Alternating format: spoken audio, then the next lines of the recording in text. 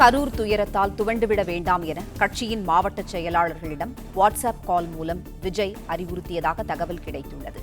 செய்தியாளர் மகேந்திரன் இணைப்பில் இருக்கிறார். மகேந்திரன், வணக்கம்.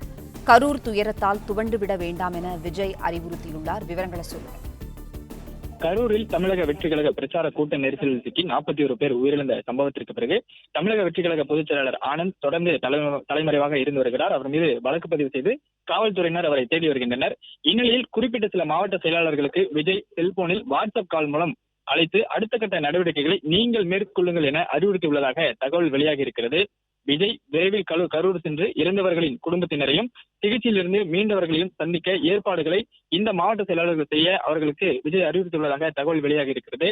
மேலும் சமூக வலைதளங்களில் தமிழக வெற்றி கழகத்திற்கு ஆதரவாக பதிவு போடுபவர்கள் மீது வழக்கு பதியப்பட்டாலோ அல்லது கைது செய்யப்பட்டாலோ அவர்களுக்கு சட்ட ரீதியான உதவிகளை வழங்க நடவடிக்கை எடுக்க வேண்டும் எனவும் விஜய் அறிவுறுத்தியிருப்பதாக தகவல் வெளியாகி இருக்கிறது.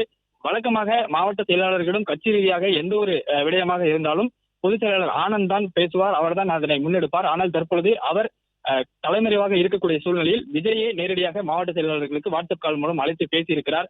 உங்களுடன் இருப்பவர்களிடம் நம்பிக்கையாக இருக்குமாறு ஆறுதலும் தெரிவித்திருக்கிறார். இது போன்ற ஒரு சூழலை நாம் சந்திப்போம் என்று நினைத்து கூட பார்த்ததில்லை. இதிலிருந்து வெளிவர வேண்டிய முயற்சிகளை செய்யுங்கள், அடுத்த கட்டமாக கட்சி ரீதியாக செய்ய வேண்டிய நடவடிக்கைகளை நீங்கள் தொடர்ந்து மேற்கொள்ளுங்கள் என விஜய் மாவட்ட செயலாளர்களுக்கு ஆறுதலையும் அறிவுறுத்தலையும் வழங்கியுள்ளார்.